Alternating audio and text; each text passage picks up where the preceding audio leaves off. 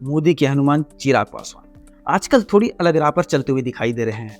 Social media और news media पर तो अफवाहों का बाजार गर्म है और इस अफवाह के बाजार को तब और तेज हवा मिली जब केंद्रीय गृह मंत्री अमित शाह जी ने चिराग पासवान के चाचा और उनके विरोधी गुट के नेता पशुपति पारस से मुलाकात की।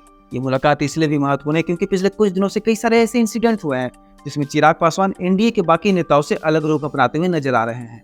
अमित शाह और पशुपति पारस की इस मुलाकात को चिराग पासवान के बढ़ते तेवर को थोड़ा कम करने के जवाब के रूप में देखा जा रहा है। अगर चिराग पासवान के यही तेवर रहे तो काफी हद तक संभव है कि भाजपा पासवान नेता के रूप में बिहार में चिराग पासवान को पीछे करके पशुपति पारस को आगे बढ़ा सकती है। वहीं अगर दूसरी तरफ देखें तो राजद का दावा है कि चिराग पासवान के बढ़ते तेवर से परेशान होकर भाजपा उनके सांसदों को तोड़ने का प्रयास कर रही है। इन सभी खबरों के बीच चिराग पासवान ने अपने पार्टी के सांसदों के साथ बैठक की और अमित शाह से मुलाकात करने के बाद विपक्ष पर भ्रम फैलाने का आरोप लगाया है। बहरहाल ये सिर्फ अभी अटकलें हैं, आगे क्या होगा क्या नहीं होगा ये भविष्य के गर्त में है। आज के इस वीडियो में हम जानेंगे कि आखिर ऐसी कौन सी वजह है जिसकी वजह से बिहार की राजनीति इतनी गर्म हो चुकी है, चिराग पासवान राजनीति के केंद्र में आ चुके हैं। दरअसल चिराग पासवान पिछले कुछ महीनों से कई मुद्दों पर अपने बयानों की वजह से एनडीए सरकार के लिए असहज माहौल बना चुके हैं। चिराग पासवान के इस तीखे तेवर की शुरुआत सुप्रीम कोर्ट के एक फैसले से हुई।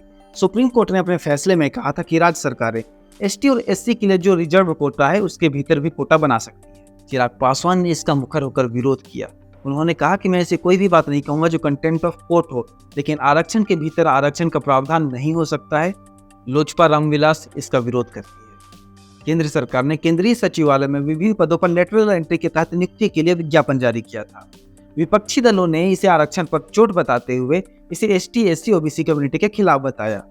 चिराग पासवान सरकार में रहते हुए भी सरकार के इस कदम के खिलाफ रहे। उन्होंने इसके विरोध में बयान दिया। उन्होंने कहा कि प्राइवेट सेक्टर में आरक्षण की व्यवस्था नहीं है, सरकारी क्षेत्र में किसी भी तरह की नियुक्ति हो उसमें आरक्षण की व्यवस्था होनी चाहिए, नहीं तो आरक्षण की व्यवस्था को घात लगेगा। चिराग पासवान के इस बयान के अगले ही दिन केंद्र सरकार को यह विज्ञापन रद्द करना पड़ा, अपना फैसला वापस लेना पड़ा। जाति जनगणना इस लोकसभा चुनाव का सबसे हॉट टॉपिक रहा। राहुल गांधी समेत सभी विपक्षी नेताओं ने इसे खूब उछाला और काफी हद तक ये पॉसिबल है कि इलेक्शन रिजल्ट पर भी इसका प्रभाव पड़ा हो। जाति जनगणना के मुद्दे पर चिराग पासवान विपक्षी दलों के साथ खड़े नजर आए। उन्होंने जाति जनगणना का समर्थन करते हुए कहा, मेरी पार्टी का जाति जनगणना के पक्ष में हमेशा से स्पष्ट रुख रहा है। हम जाति जनगणना चाहते हैं क्योंकि कई बार केंद्र और राज्य दोनों सरकारें जाति को ध्यान में रखकर योजनाएं बनाती हैं। ये योजनाएं विभिन्न जातियों को मुख्य धारा में लाने के उद्देश्य से बनाई जाती है। केंद्र सरकार ने लोकसभा में वक्फ बोर्ड संशोधन बिल पेश किया। तमाम विपक्षी दलों ने एकजुट होकर सरकार के इस कदम का विरोध किया। चिराग पासवान ने भी इस मामले पर विपक्ष के सुर में सुर मिलाया। उन्होंने इस बात का समर्थन किया कि इस बिल को जॉइंट पार्लियामेंट्री कमेटी में भेजना चाहिए। आखिरकार बिल को जेपीसी में भेजा गया। इसमें चिराग पासवान के बहनोई अरुण भारती को भी सदस्य बनाया गया है। चिराग पासवान ने झारखंड की राजधानी रांची में राष्ट्रीय कार्यकारिणी की बैठक की। यहाँ उन्होंने बताया कि वो झारखंड में 40 सीटों पर चुनाव लड़ने की तैयारी कर रहे हैं। अगर गठबंधन में बात बनी तो ठीक है, नहीं तो वो अकेले ही चुनाव लड़ेंगे। राष्ट्रीय कार्यकारिणी की बैठक के 2 दिन बाद चिराग पासवान ने जम्मू में भी अपनी पार्टी के कार्यकर्ताओं के साथ बैठक की और यहाँ भी उन्होंने चुनाव लड़ने की मंशा जाहिर की। वैसा माना जा रहा है कि चिराग पासवान के इसी बढ़ते तेवर को कम करने के लिए अमित शाह ने चिराग पासवान के विरोधी गुट के नेता और उनके चाचा पशुपति पारस से मुलाकात की है। बहरहाल देखते हैं कि ये राजनीति किसको किसके करीब लाती है और किसको किससे दूर कर देती है।